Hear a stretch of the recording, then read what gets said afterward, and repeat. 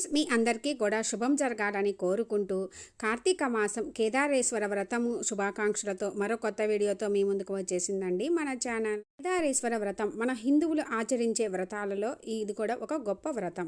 కార్తీక మాసంలో కేదారేశ్వరుని వ్రతం నోచుకున్న వారికి అష్టైశ్వర్యాలకు అన్న వస్త్రాలకు లోటు ఉండదని భక్తులకు అపారమైన నమ్మకం. కార్తీక మాసంలో ఈ వ్రతం పూర్తి చేసిన అనంతరము నక్షత్ర దర్శనం చేసుకొని స్వామికి నివేదించి వాటినే ప్రసాదంగా తీసుకుంటారు. వ్రత మహత్యం వలననే పార్వతీ అమ్మవారు శివుని అర్ధశరీరాన్ని పొందినదని చెప్పి మన పురాణ ప్రతీతి. కేదారేశ్వర వ్రత కథ మొదలు పెడదాము ఫ్రెండ్స్.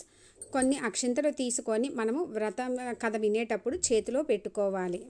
కేదారేశ్వర వ్రత కథ. పరమేశ్వరుని అర్ధాంగి పార్వతీదేవి తన పతి శరీరంలో అర్ధభాగం పొందు నిమిత్తము చేసిన వ్రతమగు కేదారేశ్వర వ్రత కథను గురించి చెబుతాను. శ్రద్ధతో వినవలసిందని సూతుడు సౌనకాది మునుగు. పరమేశ్వరుడు పార్వతీ సమేతుడై కైలాసమున నిండు సభయందు కూర్చొని ఉండెను. సిద్ధ సాధ్య కింపురుష యక్ష గంధర్వులు శివుని సేవించుచుండిరి. దేవముని గణములు శివుని స్తుతించుచుండిరి. ఋషులు మునులు అగ్ని వాయువు వరుణుడు సూర్యచంద్రులు తారలు గ్రహాలు ప్రమదగణాలు కుమారస్వామి వినాయకుడు వీరభద్రుడు నందీశ్వరుడు సభయందు ఉపవిష్ణులై ఉన్నారు. నారద తంబూరాదులు శివలీలలను గానం చేస్తూ ఉన్నారు.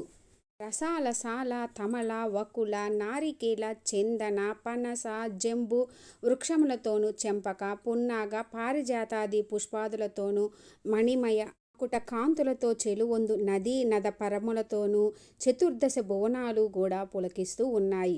అట్టి ఆనంద కోలాహలములలో బురుంగురిటి అనబడు శివభక్త శ్రేష్ఠుడు ఆనంద పులకితుడై నాట్యం ఆడసాగెను. అతడు వినోద సంభరితములకు నాట్యగతులతో సభాసదులను ఆ పరమేశ్వరుని మెప్పించుచూ ఉండెను. శివుడు అతనిని అభినందించి అంకతలమున గల పార్వతీ అమ్మవారిని వీడి సింహాసనం నుండి లేచి భృంగురిటిని తన హస్తముతోటి తట్టి ఆశీర్వదించాడు ఆ పరమేశ్వరుడు.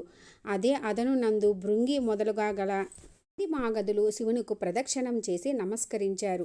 ఇదంతా గమనించినటువంటి పార్వతీ అమ్మవారు భర్తను చేరి, నాదా, నన్ను విడిచి మీకు మాత్రమే వీరేలా నమస్కరిస్తున్నారు?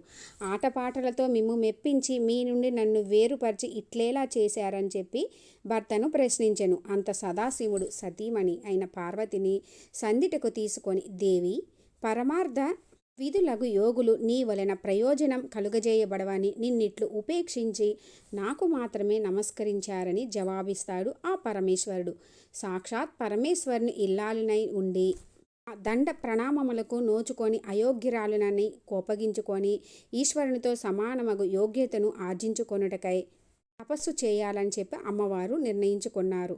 కైలాసమును వదిలి పరవశార్థుల గజములు గల నాగ గరుడ చక్రవాక పక్ష సముదాయంతో నానావిధ ఫలపుష్ప తరుల ధాతులతో కూడుకొని ఉన్న శ్యామలమైనటువంటి గౌతమముని ఆశ్రమానికి వచ్చింది అమ్మవారు. ఆశ్రమవాసులు ఆమెను చూసి అతిథి మర్యాదలు ఒనర్చి, తల్లి, నీవెవ్వరవు, ఎవరి దానవు, ఎచటి నుండి వచ్చితివి, నీ రాకకు గల అగత్యమేమిటని పార్వతిని ప్రశ్నించారు.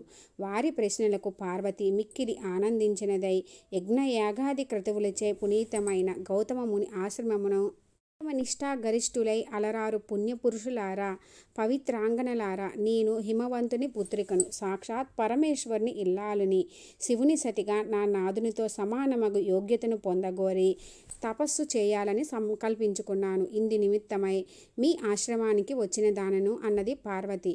మహర్షులారా, కళ్యాణ అభీష్టులారా, నేను ఆశించిన ఫలమును పొంది శివుని అర్ధాంగినై తరించుటకు తగిన వ్రతమును నాకు ఉపదేశించుడని పార్వతి వారిని కోరుకున్నది.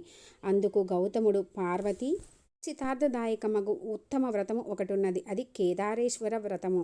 నీవు ఆ వ్రతమును ఆచరించి మనోభీష్ట సిద్ధిని పొందవలసిందన్నాడు గౌతముడు. వ్రత విధానమును వివరించమని పార్వతి గౌతముణ్ణి కోరింది. జగజ్జనని, ఈ వ్రతాన్ని శ్వేయుజ మాసంలో శుక్లపక్షంలో అష్టమయందు ఆచరించాలి.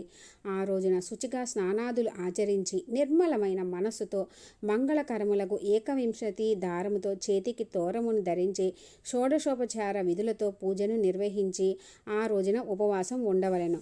మర్నాడు విప్రులకు భోజనం పెట్టి ఆ తర్వాత ఆహారమును తీసుకొనవలెను. ఇలా వ్రతమును ఆరంభించిన నాటి నుండి అమావాస్య వరకు కూడా పూజాక్రమంతో కేదారేశ్వరుని ఆరాధించవలెను.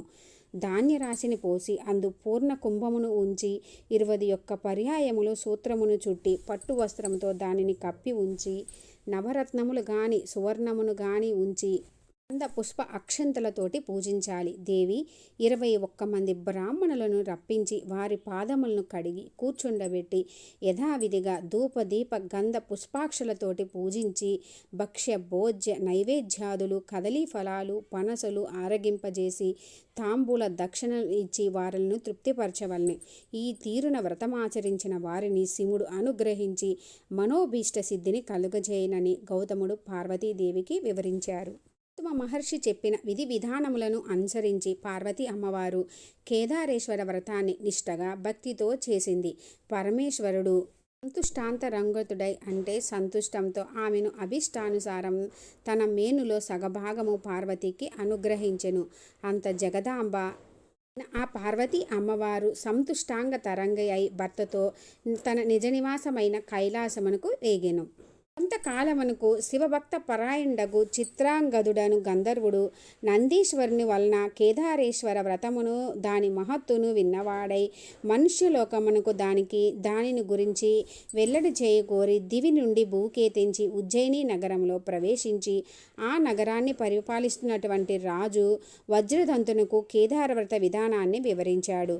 వజ్రదంతు ఈ వ్రతమును ఆచరించి శివానుగ్రహంతో సార్వభౌముడు అయ్యాడు. తర్వాత ఉజ్జయిని నగరంలో గల వైశ్యునకు పుణ్యవతి భాగ్యవతి అను 2 కుమార్తెలు గలరు. వారు ఒకనాడు తండ్రిని చేరి జనక మాకు కేదార వ్రతము చేయుటకు అనుజ్ఞ ఇమ్మని చెప్పి అడిగారు. అందుకాతడు బిడ్డలారా నేను దరిద్రుడను సామాగ్రులను సమకూర్చగల సాటివాడన కాను నేను మీ ఆలోచనను మానుకోండని పలికెను.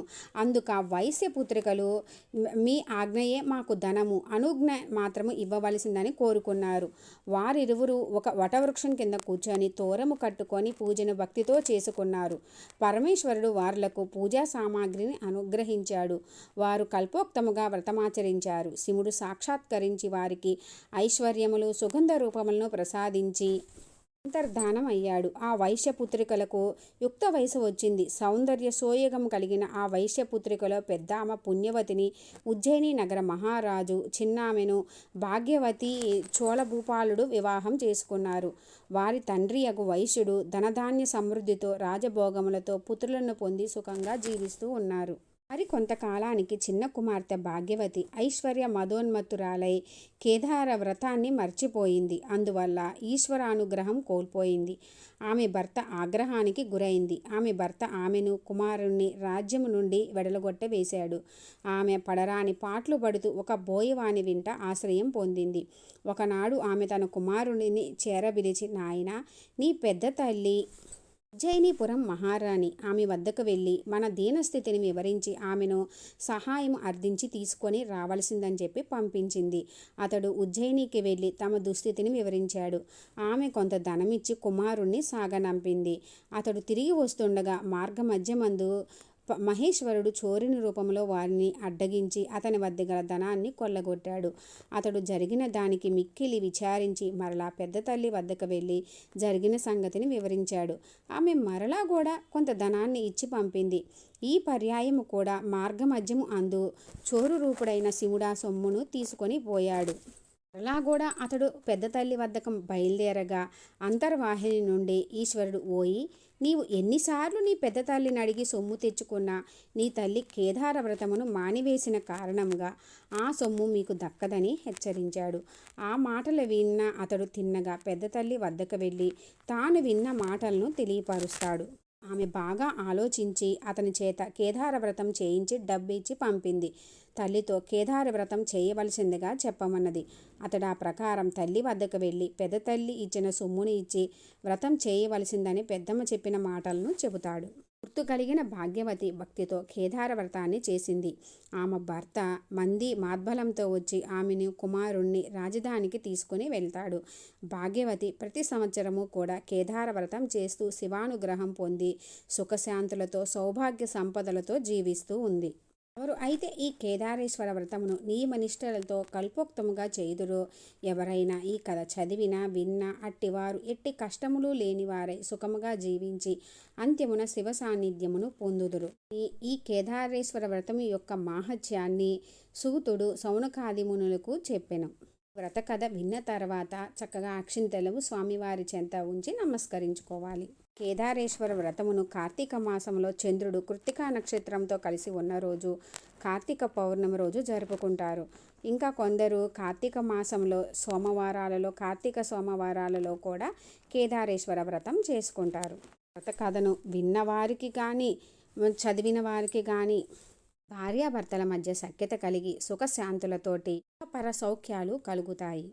మహత్యం ఉన్న ఈ కార్తీక మాస వ్రత కథను విని ఆ పరమేశ్వరుని అనుగ్రహం పొందాలని కోరుకుంటున్నాను ఫ్రెండ్స్. Thanks for watching.